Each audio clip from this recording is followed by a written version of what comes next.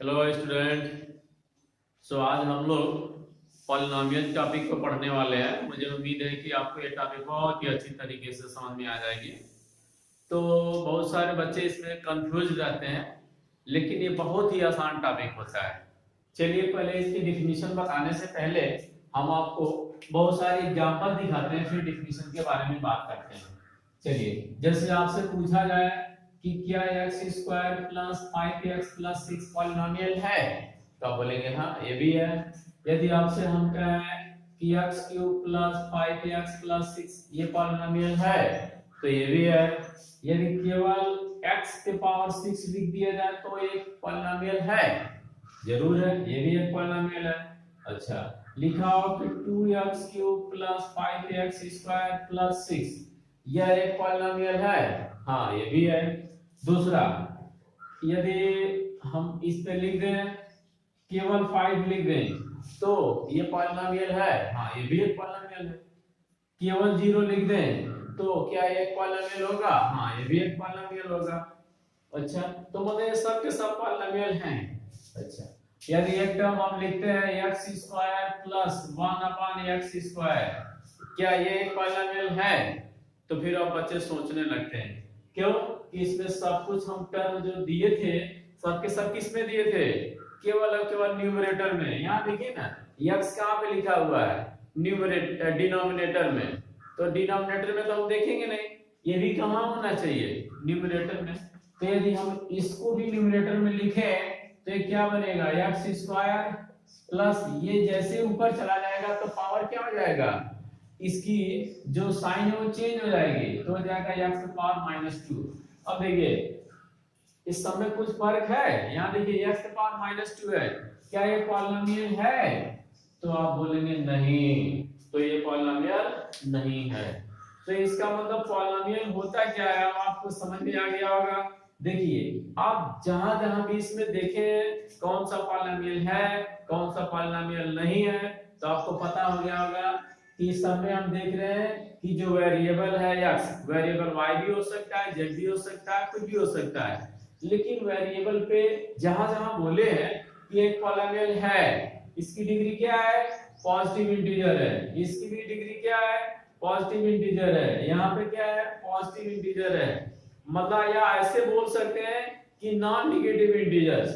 लेकिन यहाँ पे आप देखिए, यहाँ पे क्या मिल गया कि एक निगेटिव इंटीजर हो गया। इस पे जो पावर मिल रहा है वेरिएबल पे क्या दिख रहा है, निगेटिव में। तो अब हम लोग इसको क्या बोल दे रहे हैं कि एक पॉलिनोमियल नहीं है। मतलब कि जो वेरिएबल यूज किया जाएगा उस पे जो पावर होगा वो क्या होना चाहिए, निगेटिव पावर नहीं चलेगा, मतलब निगेटिव इंटीजर्स नहीं चलेंगे। तो इसका मतलब जो इसका जो एग्जैक्ट डेफिनेशन जो बनेगा अब उस पे हम आपको ले चल रहे हैं, ठीक है। तो इसका जो एग्जैक्ट डेफिनेशन देखिए, पॉलिनोमियल एक वेरिएबल x के टर्म में हम लोग कैसे लिखते हैं, देखिए इसको लिखेंगे an x to the power n plus an-1 x to the power n-1 plus, ऐसे ही आप चाहे तो an-2 x to the power n-2। और ये कहां तक, देखिए a1 x या a0 या इसको a0 भी बोला जाता है। अब देखिए इसमें क्या है, जो an है वह कोफिशिएंट है, किसका, लीडिंग टर्म का कोफिशिएंट क्या है, an मतलब एक जो ये सबसे बड़ी डिग्री आएगी उसका कोफिशिएंट की वैल्यू होगा। और ये जो टर्म होता है ये 0 नहीं होना चाहिए, पहला कंडीशन। दूसरा कंडीशन क्या है, जो इस पे n लिखे हैं वो n क्या है, n is a positive integer. ये क्या है, यह एक पॉजिटिव इंटीजर है, ठीक है। मतलब यहाँ पे n की वैल्यू क्या है, पॉजिटिव इंटीजर है। अच्छा अब आप ध्यान से देख लीजिए, जब ये पॉजिटिव इंटीजर है तो उसमें से 1 माइनस होगा, वो भी क्या हो जाएगा, पॉजिटिव इंटीजर होगा। और कहां तक ये चल रहा है, x के पावर 1 तक, ठीक है। यहाँ x के पावर 1 है, यहाँ पे हम लोग यदि x को देखें तो x के पावर क्या हो जाएगा, जो a0 है वहां पर भी x के पावर कुछ चाहे तो लिख सकते हैं, कितना 0। तो 0 से लेके आगे तक चल रहा है, लेकिन हर जगह क्या है, वो पॉजिटिव इंटीजर में ही है। ठीक है, मतलब इस पूरे टर्म्स में जहां जहां भी x यूज किया जाएगा उसकी जो पावर होगा हमेशा क्या होना चाहिए, नॉन निगेटिव इंटीजर्स होना चाहिए। 0 तो लास्ट में चलेगा ही चलेगा, लेकिन बाकी जितने भी रहेंगे सब के सब क्या हो जाएंगे, केवल और केवल पॉजिटिव इंटीजर्स होंगे। फ्रैक्शन में भी नहीं चलेगा, निगेटिव इंटीजर में भी नहीं चलेगा। ठीक है, इसीलिए अभी आपको यहाँ बताए थे कि जब लिखे थे क्या x स्क्वायर प्लस 1/x², ये पॉलिनोमियल है क्या, तो नहीं है। उसी तरीके से x प्लस 1/x पॉलिनोमियल होगा, नहीं होगा। यदि कोई लिखा है x² प्लस 5√x प्लस 6, ये पॉलिनोमियल होगा, नहीं होगा। क्यों नहीं होगा, अब देखिए ना, इसको हम लोग कैसे लिख सकते हैं, x² प्लस 5, इसको लिख सकते हैं, जो रूट है ना, रूट का मतलब पावर 1/2 देता है, तो ये x पावर कितना हो जाएगा 1/2। तो देखिए अब प्लस 6 है, तो आप देख के बता लीजिए कि ये कितना पावर बता रहा है, हाफ। क्या है, पॉजिटिव इंटीजर है, नहीं है। नहीं है तो हम लोग इसको पॉलिनोमियल बोलेंगे, नहीं बोलेंगे। अरे जब हमारे डिफिनीशन में ही नहीं मैच कर रहा है तो इसको हम पॉलिनोमियल क्यों बोले, बोल ही नहीं सकते हैं। बहुत ही सिंपल है। तो आपको हम फिर से बता दें कि सबसे पहला काम जो है, लीडिंग कोफिशिएंट जो है 0 नहीं होना चाहिए, पहला काम। दूसरा क्या बताया है कि जहां जहां इसमें x या जो वेरिएबल यूज हुआ है उसके जो भी यहाँ पे पावर लिख रहे हैं वो हमेशा क्या होना चाहिए, नॉन निगेटिव इंटीजर। मींस एक जगह 0 हो सकता है, बाकी सब के सब क्या हो जाएंगे, पॉजिटिव इंटीजर। ठीक है, अच्छा ये तो रहा, इसमें टर्म कितने हैं। देखिए पूछा गया इस पॉलिनोमियल जो हम लिख दिए हैं इसमें नंबर ऑफ टर्म कितना होगा।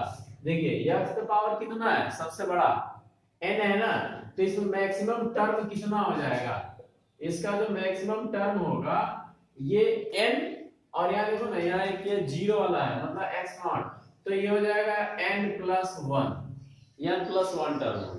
जैसे यहाँ देखिए अभी हम लिखते हैं कि x² plus 2x plus 5, degree कितनी है इसकी 2, यहाँ पावर 2 है, टर्म कितने 1 2 3, तो इसके टर्म कितने हो जाएंगे 3।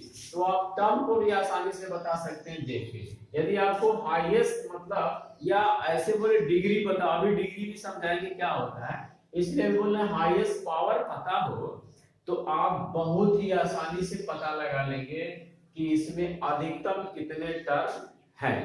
कोई जरूरी नहीं उतने टर्म होंगे भी।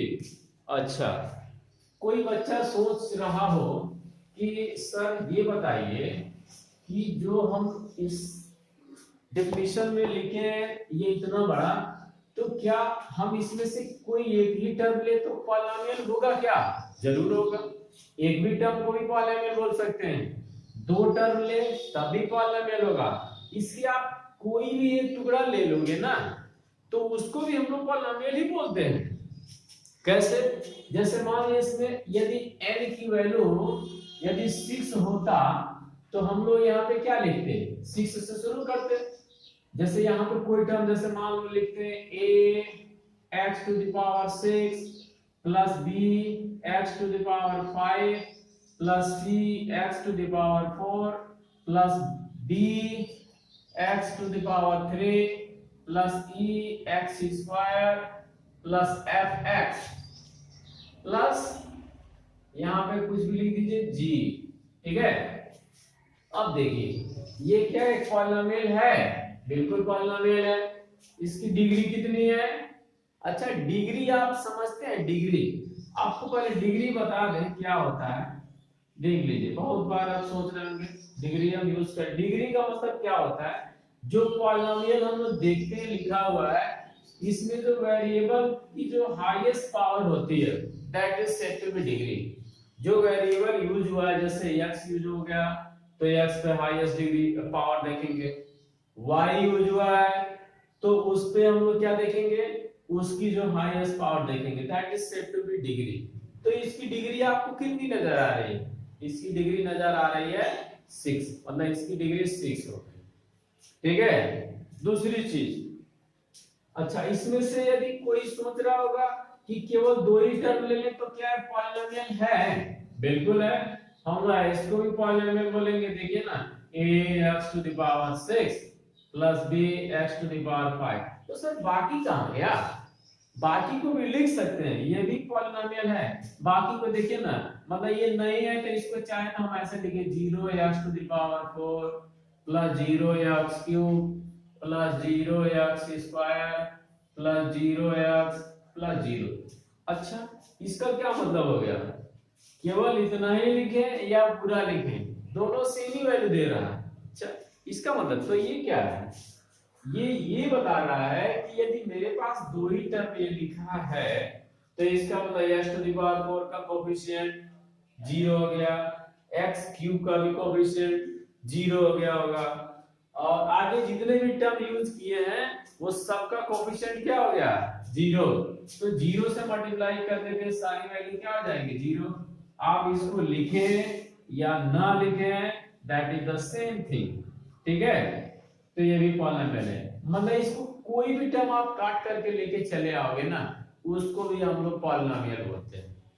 जैसे इतना बड़ा लिखे हैं वो पॉलिनोमियल है, उसका एक छोटा पार्ट ले ले वो भी पॉलिनोमियल है, इसको कट करके कहीं से उठा ले वो सब के सब को हम लोग क्या बोलते हैं? पॉलिनोमियल ही बोलते हैं। ठीक है।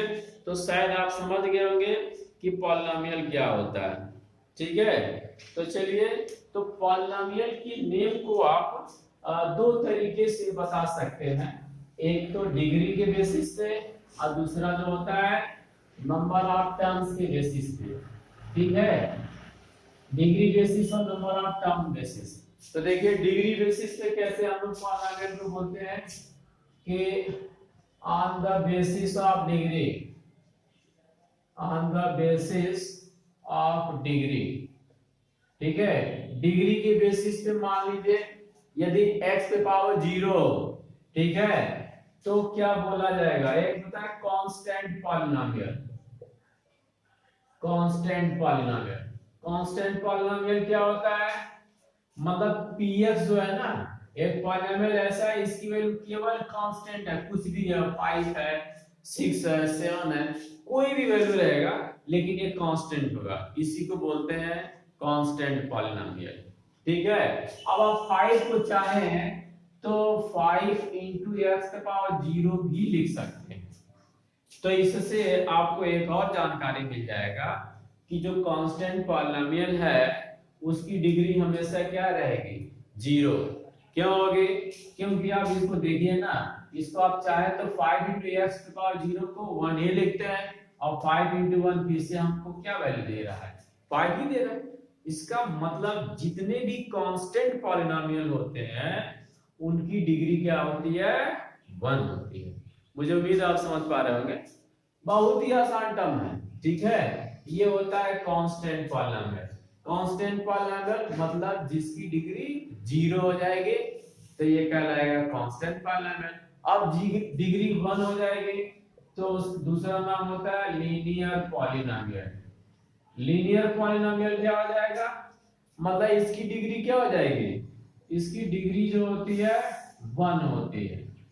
ऐसे पॉलिनोमियल को क्या बोला जाता है? Linear polynomial. जैसे आप देख लीजिए, लिख रहे हैं 5x+2। देखिए px = हम लोग लिख लें 5x+2, तो ये क्या हो जाएगा? Linear polynomial. क्यों? क्योंकि इसमें जो x जो वेरिएबल है इसकी डिग्री कितनी है? 1 है। ठीक है। आप समझ गए होंगे। आप कोई और भी टर्म्स लिख सकते हैं, या py = 6y+3। देख लीजिए ये भी क्या है? लीनियर पॉलिनोमियल है वेरिएबल y में। उसके बाद यदि डिग्री 2 हो जाए तो क्या नाम होगा? टर्म नाम हो जाएगा क्वाड्रेटिक पॉलिनोमियल।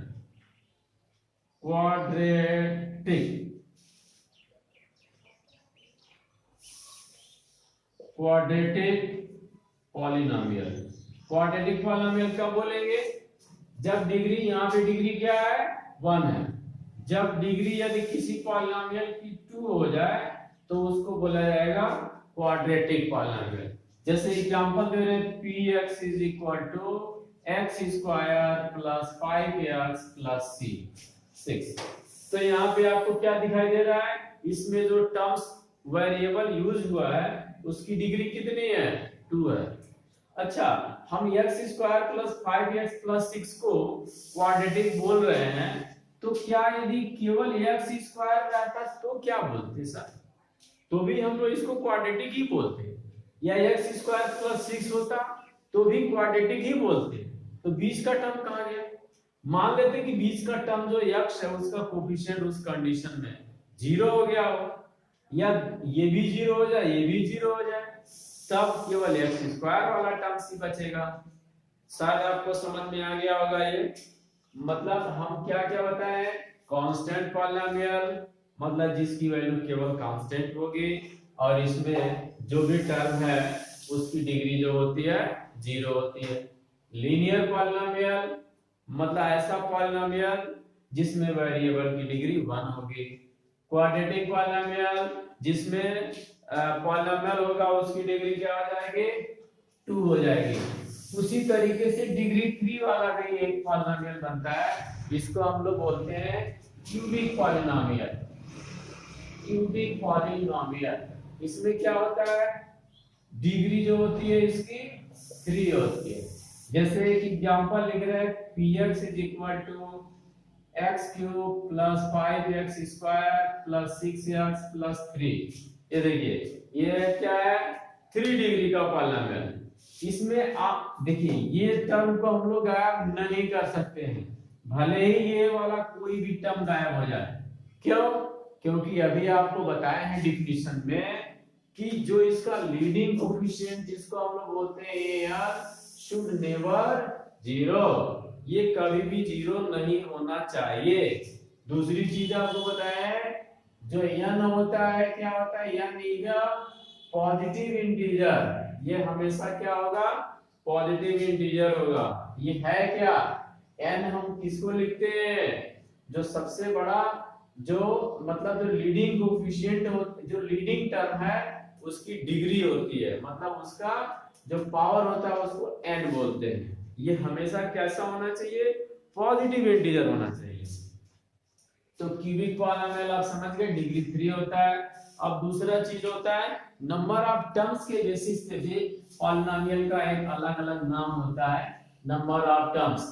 जैसे किसी पॉलिनोमियल में 1 टर्म हो सकता है, 2 टर्म हो सकता है, 3 टर्म हो सकता है, तो इस बेसिस पे भी इसका नाम होगा।